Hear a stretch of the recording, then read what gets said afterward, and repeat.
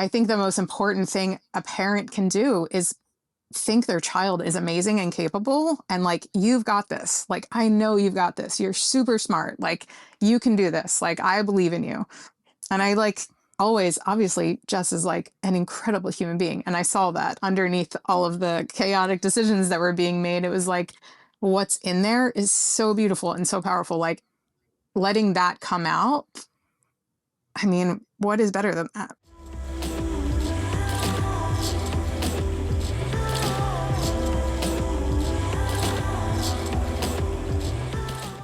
That was amazing. I was like, Elizabeth, how would you like to be introduced? So that way we have here is our wonderful guest. I don't know, Jess, how should I be introduced? You tell me. Maybe Jess should introduce me. She knows me. What? Oh, I don't know. What am I doing here? You tell me. Den mother.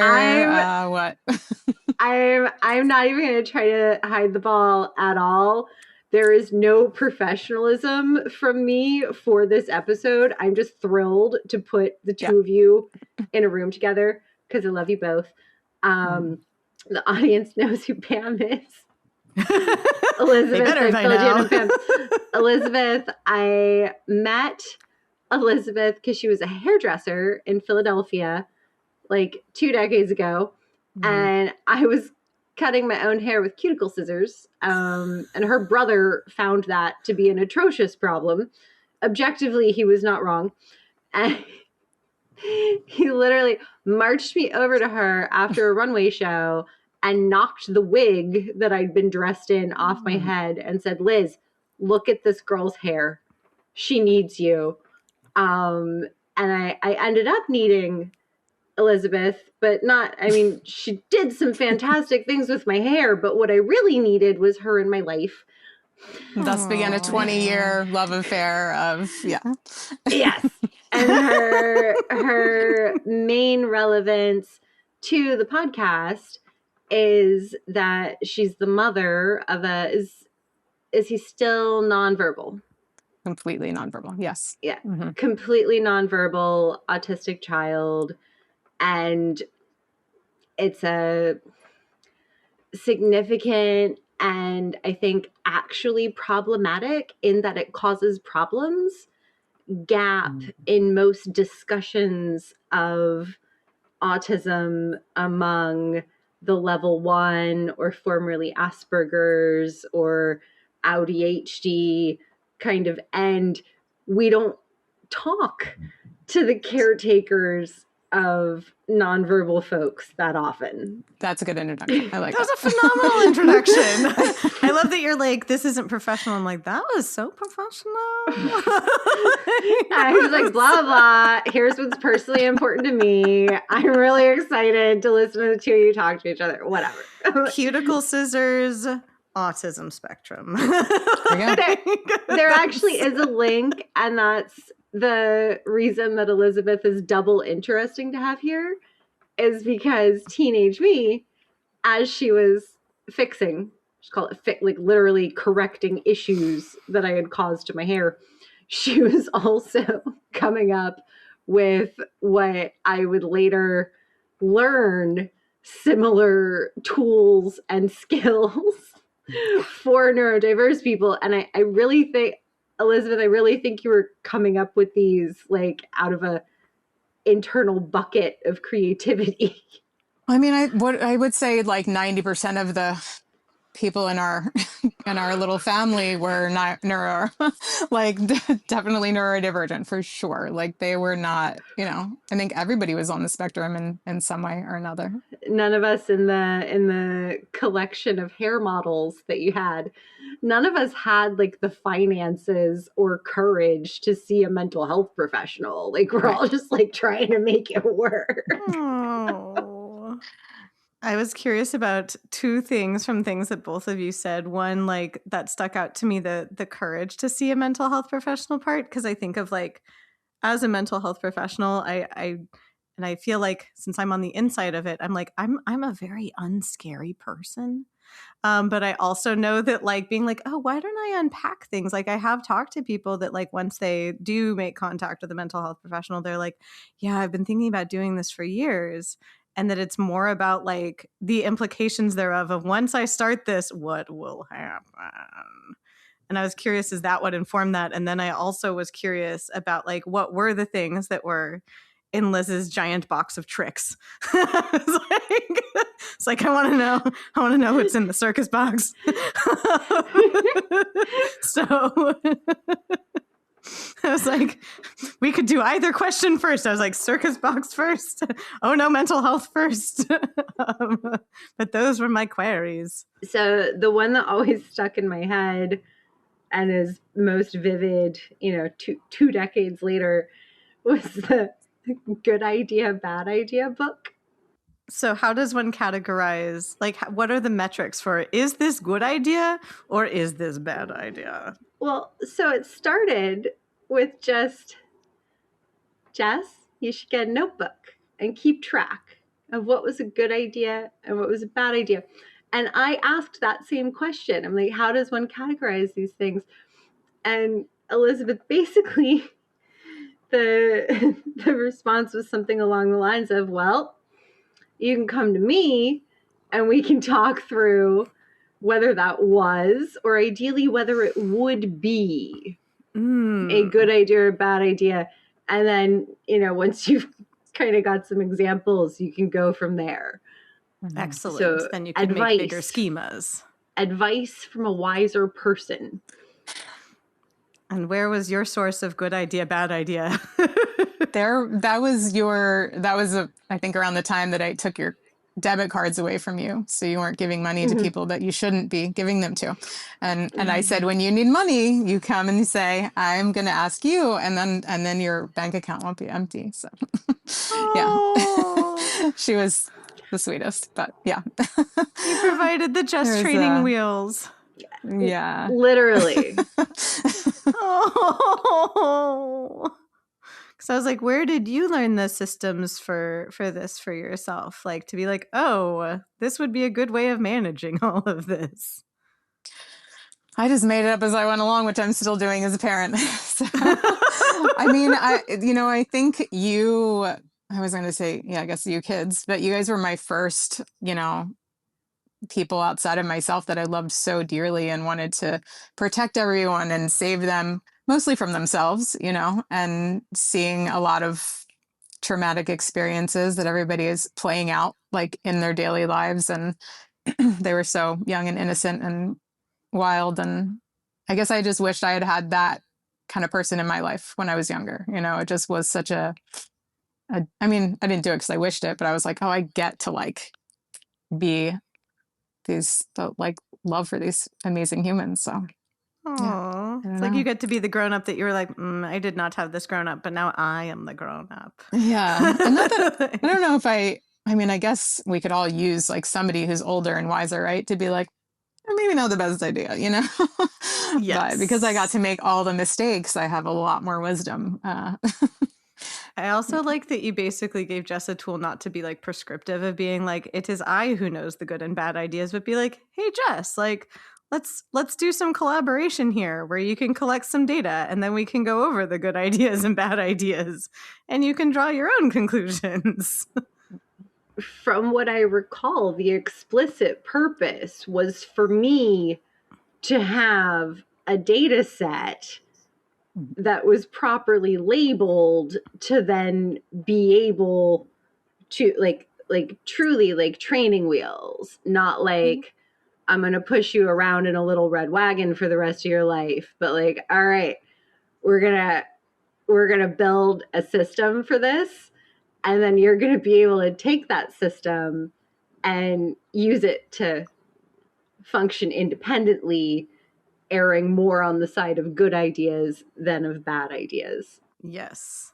It also sounds like that set you up brilliantly to be a parent, but also I'm curious, like, what it taught you about yourself. Like, do you see yourself reflected in your kiddo? Like, do you see a totally different experience? Like, how does your experience having been like den mother to this collection of humans then affect with your human now? That was a really multi-part question. No, I mean, it's really perfect, I mean, exactly what Jess said, like even in the way that I am with Leo is that my whole thing for him is I want him to feel empowered in his life and capable, period, right? Like the tools that I gave anybody, like the best thing we can ever do for our children, especially if they're on the spectrum of some sort, and especially if they're non-speaking or like severe, as we call it, the best thing they can do is feel capable in the world, right? Like I think there's an epidemic of parents overdoing for their children. I'll get this. I'll take, like creating this bubble wrap world. And it is creating a mess of humans. Like it is creating a very delicate, incapable society who needs to be constantly managed. And it's like, I let Leo learn. We call it presuming competence in, the non-speaking world is like the big thing. But a lot of people, they stop at a certain like, oh, I presume they're competent in this way, but then like, oh, I still need to overdo for them, But like with Leo from a very young age, I'm like, you got this, buddy. Like he's like cooking eggs. He's 8 years old. He cooks eggs in a cast iron pan, like by himself for breakfast. Yeah. I know quote unquote typical children who are 15 years old who can't do that, like I think the most important thing a parent can do is think their child is amazing and capable and like you've got this, like I know you've got this, you're super smart, like you can do this, like I believe in you. And I like always, obviously Jess is like an incredible human being, and I saw that underneath all of the chaotic decisions that were being made. It was like what's in there is so beautiful and so powerful. Like letting that come out, I mean, what is better than that? Like just for the humans around you, right? So I think that for sure prepared me to be a parent of Leo. And I know that he chose me probably for this reason. It's like, he's like, you've had the training.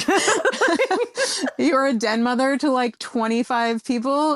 You can handle one of me. So it's, exactly. I would say it's probably equal. I would say it's about equal. One of him equals 25 of them. I'm laughing only because I have significant firsthand experience of what all of us were like. And I'm laughing because even Pam cannot imagine what the combined chaos volume of all of us was. That's what I was imagining, is I was just like, okay, what if I replicated Jess like 25 times? And I was like, oh. And I think about even what if I replicated me 25 times? It would be basically it would be a collection of 50 feral raccoons. Except then half of them really don't get along in various combinations. And so there's also like constant like strife. So the raccoons are fighting in the trench coats. Between a bunch of people who have difficulties, different types of difficulties, communicating with each other. Right. Yeah. I'm curious, how's Leo's receptive language? I ask because I worked with, like when I was doing my traineeship for therapy stuff, I worked with a lot of kiddos on the spectrum, and one that I worked with was nonverbal. He mainly communicates through now like signs and also like, what's it called? On the iPad where you pick the little jobbies. Don't remember the name for that tool. But he can sometimes speak. Mainly it's because he has the low muscle tone, like in his jaw and in his neck. And so he just has difficulty speaking. However, his receptive language is completely intact. And what I found fascinating working with him as a very small child was that people assumed that because he wasn't speaking, he wasn't understanding what you were saying. And so they assumed incompetence. And I knew him to actually be quite competent and took the approach that you took of like, I assumed he could do something prior to, like, I would kind of hold back and observe before I would intervene to see like, well, what are you curious about? What are you capable of? What, like I didn't want to help something that kind of like, if it's not broken, don't fix it. But it was fascinating seeing how many people assumed that he didn't understand what people were saying simply because he didn't verbally respond. And I'm like, oh my God.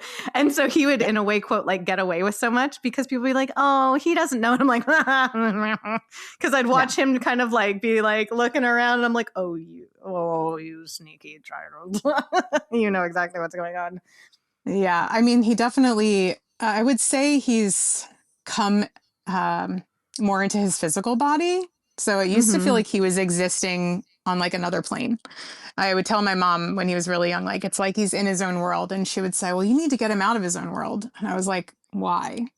Like, maybe there's a reason he's still there. And when he's ready, Right. he'll like come more into his physical body. Right. He's also like been telepathic with me since like birth. So the non-speaking thing has never been an issue for us. And I know he's very receptive, but he's also very strong-willed too. So he will do what he wants when he wants. And but now, like, the more present he is in his body, he's much more like present and like reactive to when we're like, I used to say like, maybe like that's not his name, like, because he like wouldn't answer me. And I remember Jess one time was like, well, maybe he doesn't speak English, like maybe he speaks Cyrillic, you know. And she like the most amazing thing, like she literally like recorded herself reading a book. First she asked what he was interested in, then she recorded a book herself reading the book for him. Now, as a parent of a child who is non-speaking, everybody in your life has advice. Everyone has something to say. Everybody will tell you what to do. And it's always more. Oh, you can do more. You can do more. Nobody actually offers help. Okay. There isn't actually somebody who's like, what can I do for you?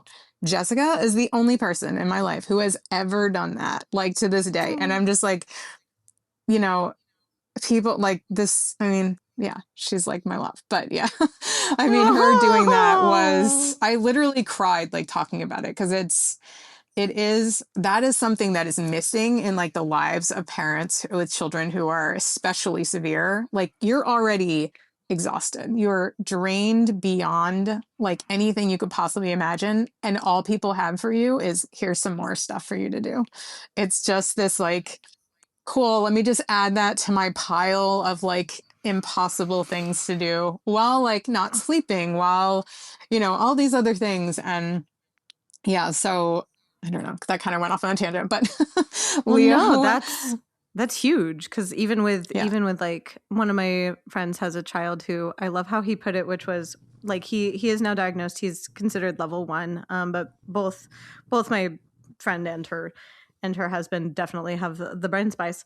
And the way he put it, he's 8, he's just like, well, if mom has a tiny bit of autism and dad has a tiny bit of autism, that means I have a little bit of autism. And like he's like puzzling through it. He's just like, is that how that equation works? But like, what I would do when she had like, he's hilarious. And he's 8. And he's 8. Getting really weirdly close to wrapping his head around basic genetics. Oh yeah, because like the conversation that she had with him, you know, because when she told him, like, after he had, you know, like he'd been seeing different specialists for things, and she was like, I want to disclose to him like what, you know, what's up, because she's just like, I don't want him to think that it's good or bad, it just is. And when she told him like, I have that too, he's like, no, you don't, mommy, like you do all these things. And she's like, well, it's because I have all these systems for these things, and like you have to find the ways that work for you, and like just because someone can or can't do something doesn't mean anything, it's like how you do it. So she's like explaining this to him, and that's when he was like kind of like puzzling through all of this. But like, I realized when she was pregnant, and then when she had him, like, I was the only one that like, I gave her like the gift for when he was born, like for his birthday, I gave her like coupons for massages for like a year, because I was just like, okay, like everyone's giving the baby things and that's so exciting, but it's a baby. And like you're a big human who just made a whole other human. And like I would go over and be like, do you need to take a shower? Like, do you want me to just watch him and hold your kiddo? Like, do you need food? Do you need, like, it's kind of like, I feel like what you're saying, unfortunately, it's kind of universally where people are like, oh, if there's an issue, what else can the parent do? Instead of being like, maybe the parent is perhaps a little tired. maybe help parent.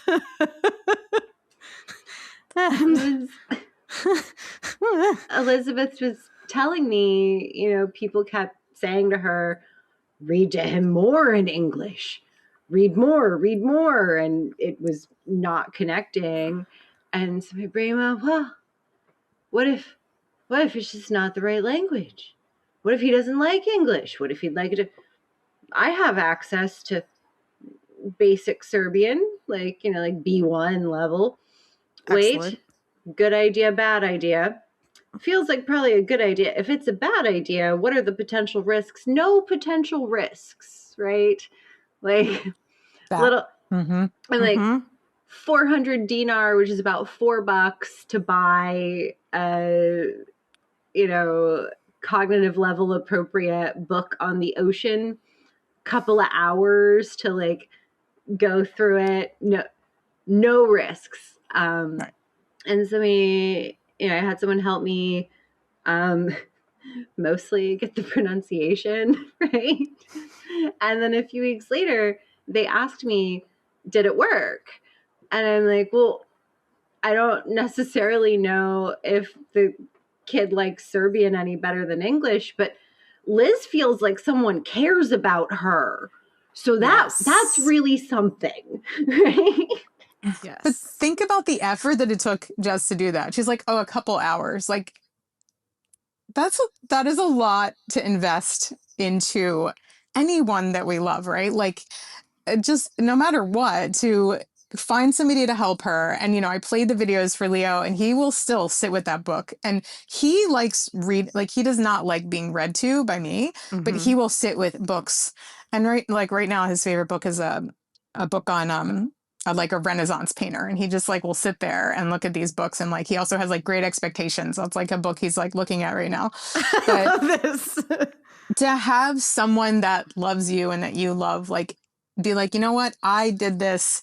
And like, she's doing it for me, but she's also doing it for Leo. And not just her, she asked people to help her. It was edited. Like it's a lot of effort and there's just not a ton of people in the world these days that put that much effort into friendships in general, right? Like, it's kind of just to pass through. Yeah. Like, I don't know, we're in a different time. So to have that was and it was probably like I would say we're at the worst point in our journey, mine and Leo's, like no sleeping. We were in a house where there's definitely some spirit energy happening that was like really bad for him. We had a very chaotic neighbor who was like kind of making our lives hell. His father and I were splitting up. There's just like a lot of things happening. So to have like anybody like actually give a shit like that much, and like, Jess, you and I could go for a year without talking sometimes, like 6 months, maybe 6 months, right?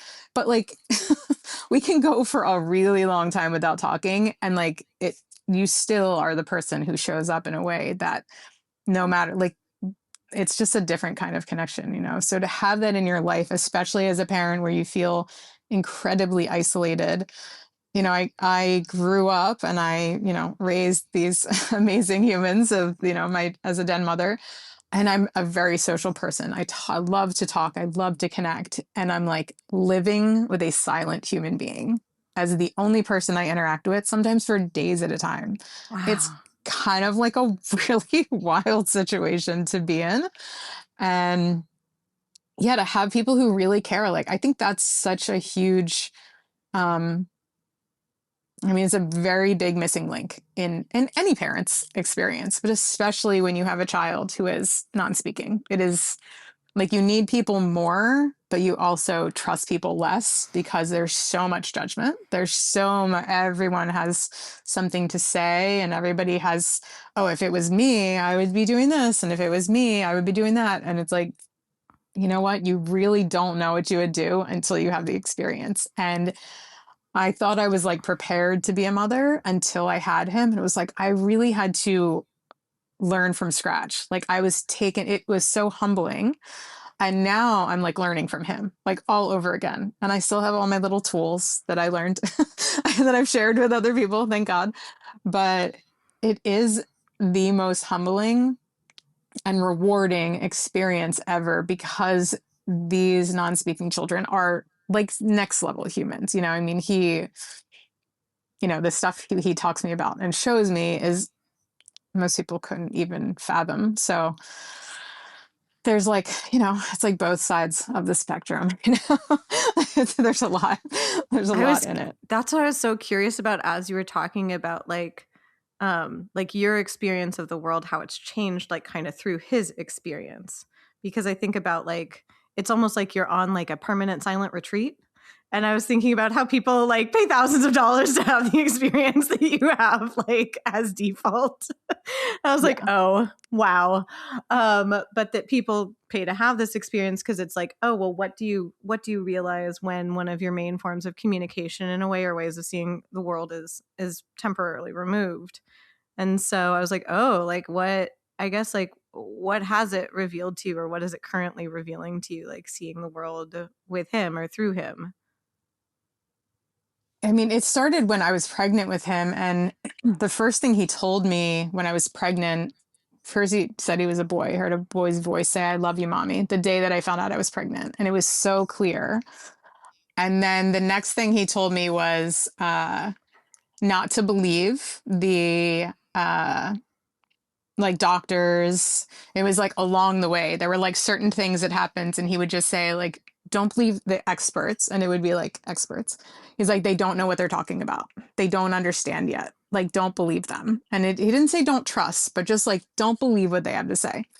And that right there was like the biggest thing that I've learned from him along this whole journey. And it's now, so we've started doing spelling to communicate. It's like pointing to a letterboard.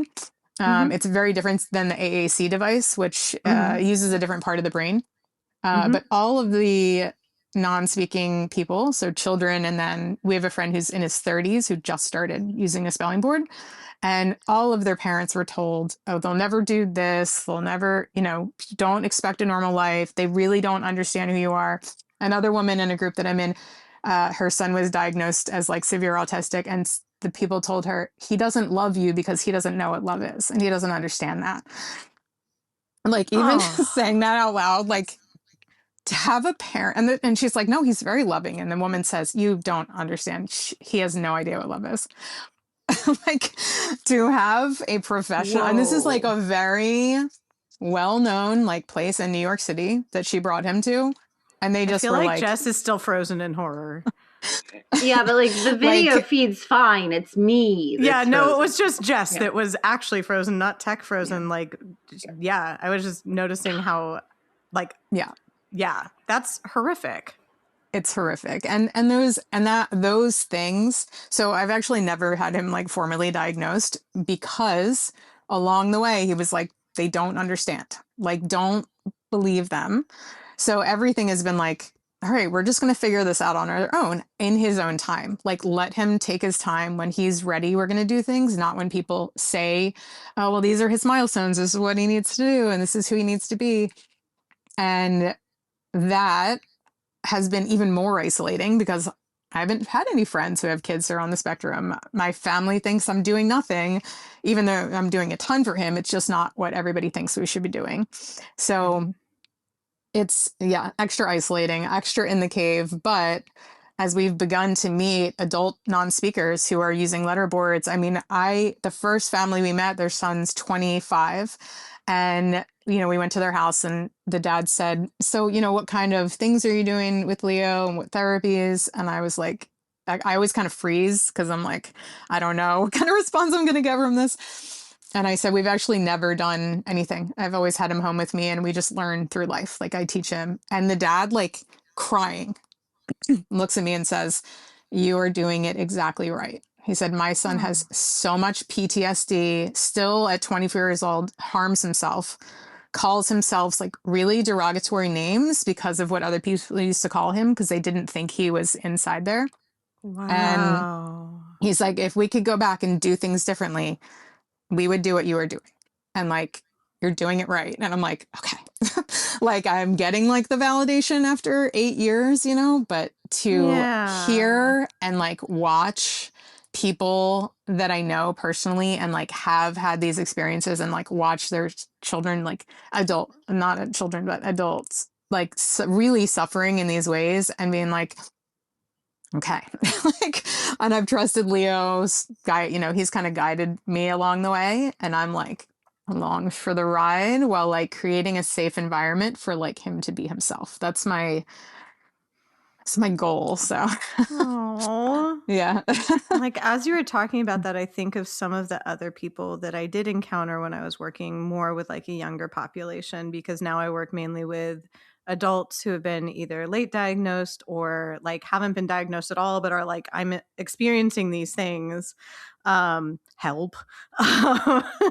And I was real nerdy, but in news that'll shock no one that knows me for 2 seconds. I was thinking about the roots of the word pathology, because I was thinking about like that in a way I do pathologize people, but I pathologize people in what the word means, like pathos, like feeling, and logos, the words or the system. So I'm like, oh, I'm helping give people a system of words for their feelings, their experience. Like I'm sharing an experience with them. I'm sharing the feelings. I'm noticing the feelings and being like, here's like a way to think about them, or here's a way to express these to other people. Like I'm not saying it's a pathology, like a diagnosis of something broken or wrong. It's here's a vocabulary for an experience you're describing to me.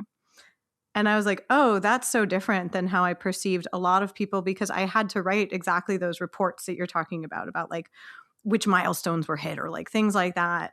And like the reason why I would write them the way that I would was so that kids would still have services. Because I saw, for instance, like there are some kids that really, really thrived with like occupational therapy and physical therapy, things like that, that help them feel better regulated in their bodies. And it's like, that's not my area of specialty, but I was like, okay, if something that I'm writing can help someone have access to something that helps them feel better, that helps them like feel better in the world, I'm like, of course I'll do that. But I hated writing them from like a deficit point of view, or like, oh, this person is supposed to be able to do this. And it's like, no, I want people to be able to navigate the world however they feel good navigating the world. And same thing when like working with kids, like I remember there was an agency that I worked for 2 weeks that was ABA therapy. And I hadn't learned about ABA therapy at this point. And like ABA is horrific. It basically is like punishing people for having their own sense of agency, and it's terrifying them into basically masking. And like when I actually learned more about what it was, I was like, oh, that's a yike. Because like when I was working with kiddos, what I would do is basically floor time and play therapy and like enter their world and like help them explore like their competencies, help them feel good about the things that they were doing. And so I was like, oh, there's a lot of things in my field that are terrifying and probably deeply harmful. And hearing from adults and hearing, like I worked with several nonverbal kiddos, but I haven't worked with any nonverbal adults. But I've heard accounts of exactly what you're talking about, that it's like people are treated as like not human, and not human in like the, the way of like you're more evolved or you're, a spiritual being, but in a like degrading way. And I was like, that's chilling. Yes, it is. It is. And I just, especially when you have a child who's non-speaking, like for me to send my child to other people who don't love him the way I do, right? Like it's hard enough to be a parent of a child who's like having a major meltdown, right? But now they're with somebody who doesn't love them deeply and maybe won't be very happy or have a reaction, or, and my son can't come home and tell me this is what happened today. Right. And we have a friend who's 8 years old and he was in ABA therapy, and he's this very fluent speller, and he told his mom, I don't want to go there anymore. They're very mean to me. And his mother is a teacher, like she's a kindergarten teacher.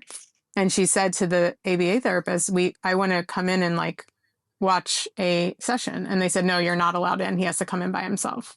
So like huge red flag. Like first, you're not allowing a child who's non-speaking to have somebody in there who knows him, no video, no anything. And he's like, I'm never going back there again.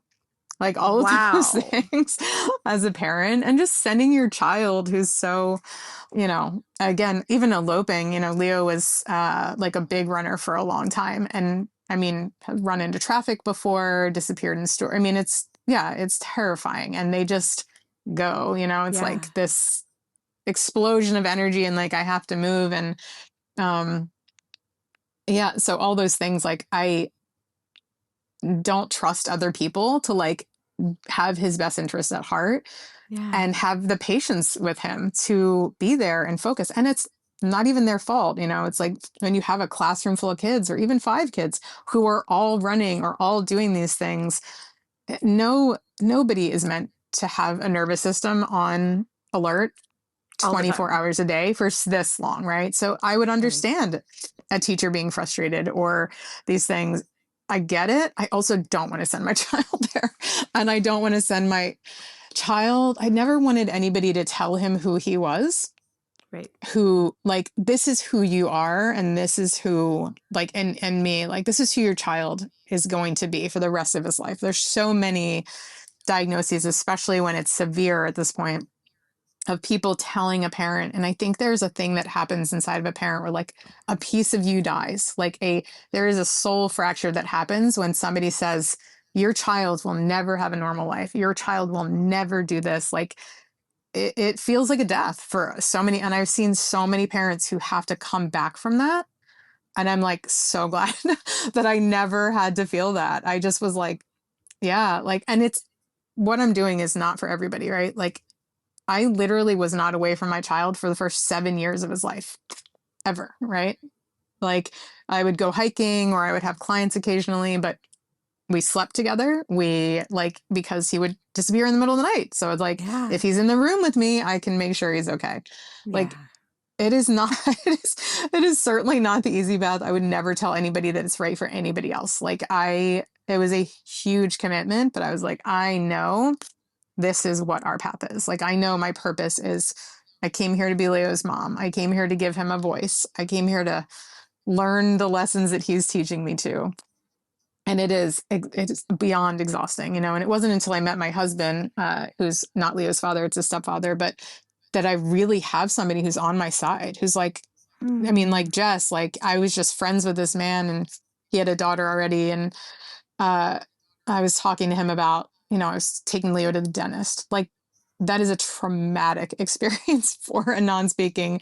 The first time I took him to the dentist, they had to wrap him in this thing and they gave him gas and he was like, knocked out wrapped in this like thing. It's crazy. Oh no. And I'm telling, my future husband about this. And he said, wait, listen, don't worry. We're going to fix little man's teeth together. I'm going to help you figure this out. I've got you. And I was like, I instantly felt my nervous system relax. And I remember, like, we were just friends at the time. And I remember thinking, like, God, whoever gets to be his wife is so freaking lucky. Like, oh my God, what an amazing, like, guy he is. So to have that, like, somebody else who was on my side and, he has the same just life views and everything as me. So to have that as a parent of somebody who's like, I've got this with you. Like, we're going to do this together. You don't have to do it alone. And to, like, be my partner in life also was like, that was the first time that I really could, like, relax into, okay, I don't have to do this by myself. I don't have to do this alone. And so many parents of non-speakers, like, are doing it alone. There really is an isolation of, even if the one parent doesn't believe in what you're doing, like, you're just like, I guess I got to do it by myself, and one parent has all the other kids and there's you with the non-speaker, or it's such a, it's a very interesting adventure. Well, there's like huge divorce rates amongst couples or separation rates amongst couples that have non-speaking children because of exactly what you talked about, of like, either the other parent, like, doesn't get it, or the other parent isn't able to kind of, like, have it in their capacity to kind of rise to the occasion to be a partner, like you're talking about. And it's like, okay, this is not for everybody. I understand that. But it's also then, like, I've only seen it from the outside, but, like, it is really tragic when then there's one parent who's, like, really kind of connected, in it to win it, is willing to do all the things to, like, regulate themselves in a way to show up for their kiddo. And the other parent's like, nah, I don't really got that. Nah, I'm gonna go and do something else. And so it can also then make the parent that's isolated, like you said, like, then you're the only grown up in the room, whereas now you have a co-grown up in the room, which makes a huge difference. But, like, when someone oh my God, when someone can show up for you in that way, and, like, you were talking about the friendship you have with Jess, like, I was thinking about the ways that we connect are slightly, I've noticed, different than perhaps the neurotypicals. Like, when we invest in a friendship or a romantic relationship, or really whatever kind of relationship, it's like, we don't, like, half-ass it. It's like the full ass. Like, there's no There's no like, oh, I'm your friend, but I just like send you like a cute photo every so often, and that's about it. It's like, I am in this. I was like, oh, I wonder if that's indicative of like how we relate to the world, that there isn't kind of that, like, if you say you're someone's friend, of course you're going to record a book in a different language so that so that happens. I was like, no, that completely tracks. It's like, oh, I wonder if we do friendship differently. It's also just, I'm hearing these updates sometimes, with like a whole year in between, from my friend. Also, at one point several years ago, her brother tried to rope me into the family pile on of, you've got to do something in this particular way. And I was like, excuse me, sir, but like, it was just like this, like, whoa. And so then it gets to this like reading thing, and it's like, for fuck's sake, can somebody try something? Like, could if there's a low or no risk creative angle that is not terrifying, because Pam, I think you're aware, at all levels of mental health support, people like you are not guaranteed, Right. and not even the norm, right? I have learned, the longer I am in this field, not to throw my colleagues under the bus, because I have met some wonderful colleagues, and especially I feel really honored that like the people who have come to like Best Self Psych and want to like train with us or work with us or coach with us, like all of that, like everyone has been like, 12 out of 10 stellar. And it's like, but it's like the people who are drawn to this kind of work are drawn to it often because like they see themselves in it, because they have their own experiences, things like that. But like, how do I put it? People, every practitioner is still a person at the end of the day. And so it's kind of about, what has that particular individual done for themselves so that they can open themselves to be available to other people's experiences, to other people's emotions, to be able to join with someone else, even though of course you're seeing it through your own lens, like you can't avoid that, you're a person, but it's like that you're able to step outside yourself and use all of that, but use all of that in the context of someone else's world. And that's the thing that I find is like the most difficult to train or impart to someone, and that it's just something that either evolves naturally, like because the person wants to, or sometimes it kind of doesn't. But then you get practitioners who, no matter what modality someone is practicing, it's like if someone can't really be present for someone else, it doesn't matter what like skill set you have. And also, regardless of modality, there's sort of is the starting principle to help people understand themselves and have an easier time navigating life, or is the main goal to fix all of these problems, broken parts, and if it's the other track, things can get really, really messed up really quickly. So for me, it was like, okay, like I'm on Elizabeth's side here. There's my understanding of psychology, of any kind of mental health support, and also of autism specifically, was very small compared to where it's at now, which is still not at your level. But even then, I was well aware that there was a concerning degree of possibility that, she takes Leo into some doctor and they end up not using an actual cattle prod, but, like truly like 19th century torture devices, and subject the child to treatment that I would not allow to be done to a cat. Right.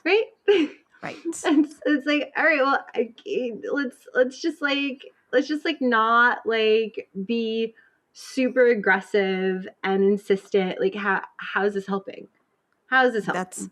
That's the main point of like, how is this helping? Like, that's even why like my friend chose to take her son in, because he was asking, like, he went to a few different schools and experienced bullying at different schools. And he also like physically has never been super duper coordinated, and it made him feel self-conscious. And so he had actually asked for extra help and wanted to go to like after school stuff to like, because as he put it, he's like, I want to be better at this. Which I'm like, I respect that.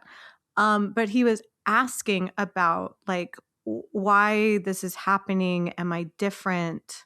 Like things like that. So he was inquiring about it. So that's what led her to be like, okay, like let's, like she was following his lead of like, let's find out more information about this, because she had a very different experience. She was diagnosed with ADHD when we were teenagers, and her parents told her she wasn't allowed to tell anybody. So she and I became like best friends, and like we've been like close for like, I just forgot how old I was. I was like coming on 30 years now.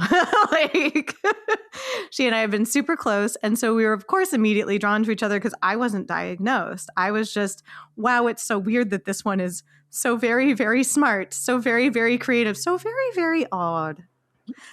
Because I had what I would describe as enough like extraordinary competencies that it made my struggling mostly internal and or invisible and or seen as like a quirk, as opposed to like, bruh, I need some help with this.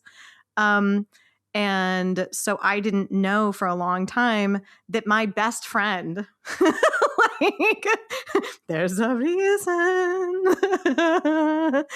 And so she didn't want her kid to have the same experience of like not knowing kind of, or like that there was any shame or that this had to be a secret or things like that. And she later then learned more about like autism and things like that, because I would say like, she is ADHD like me, though has not been formally assessed. She has very similar presentation. And so like, but she approached it like I did, of just like, oh, I want to learn more information about myself so that way I can treat myself better, and that way I can operate in the world better, like so that I feel more comfortable and I feel more at ease, and I like have this knowledge. Not that I don't care about how other people, like I want to be considerate of others, but I don't care if they think I'm odd. I am odd. That would be an accurate assessment. So I'm like, I'm not going to disavow anybody of that. But it's, yeah. I didn't pursue the diagnostic process with which to answer the question until like the 15th person that I liaised with because of my work writing about sex and relationships, who either had autism themselves or was an expert in autism, often, you know, sitting in the overlap of those two groups. Like literally like the 15th person who just casually was like, and when were you diagnosed? And I was like, with oh, this again. You know what? What's the most thorough process that I can access? I require significant differential diagnose. I want this to be, you know, really done properly, and let's just find out. Right? So I can either be like Sheldon and say I've been checked and I'm not, or I can say I've been thoroughly checked and I am. I love that I'm like, Jess, the patterns, the signs. Yeah. My stance is always like, okay, I'm odd. I was mostly homeschooled. We all know that, right? Like, okay.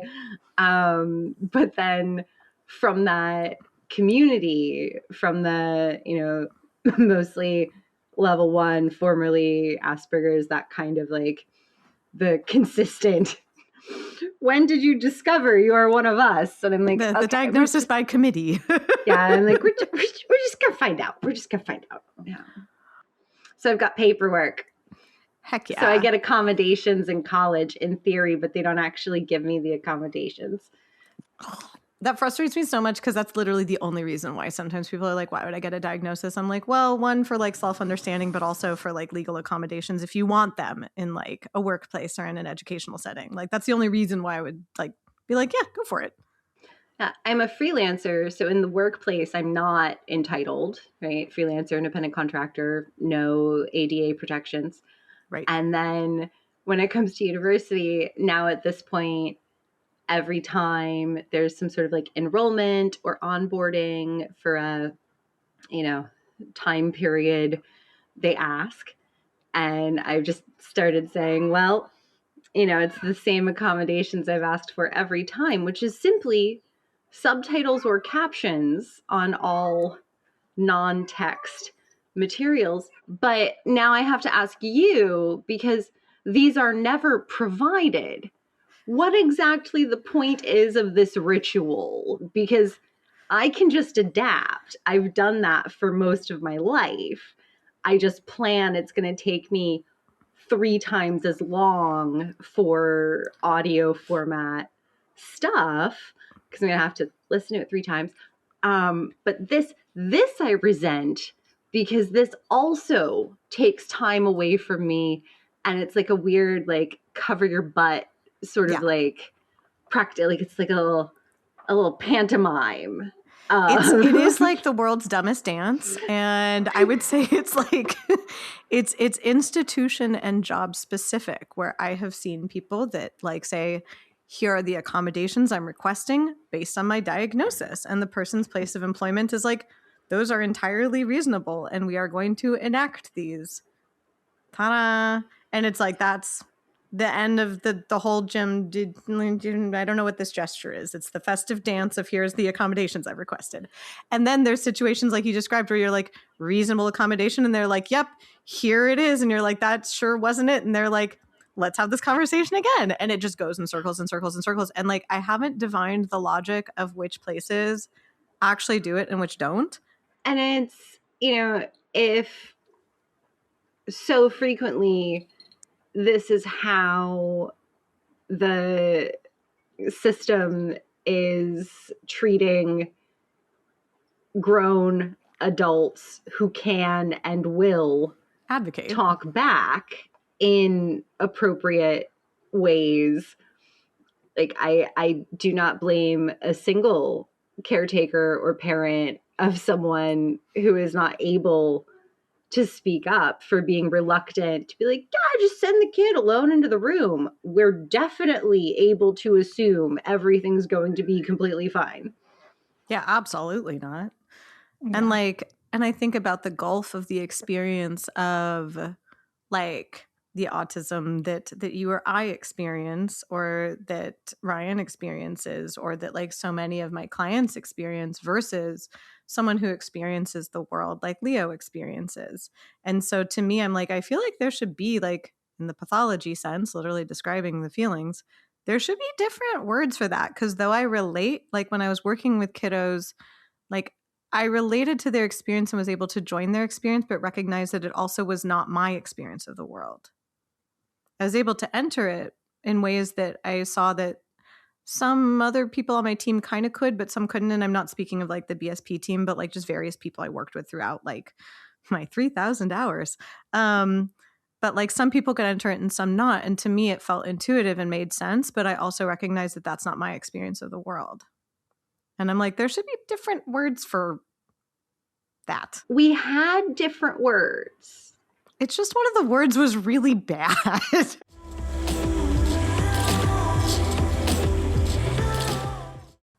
Thank you so much for listening to this episode of Neuroprovocateurs. Please join us on Substack, where you can find exclusive clips, resources, and community of the neurospicy variety. We are an independent podcast, so know that your support on Substack and beyond means the world to us, quite literally.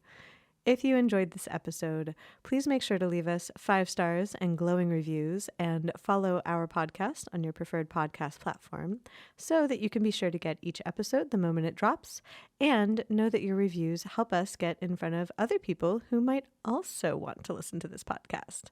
We are on social media in all of the usual places as Neuroprovocateurs.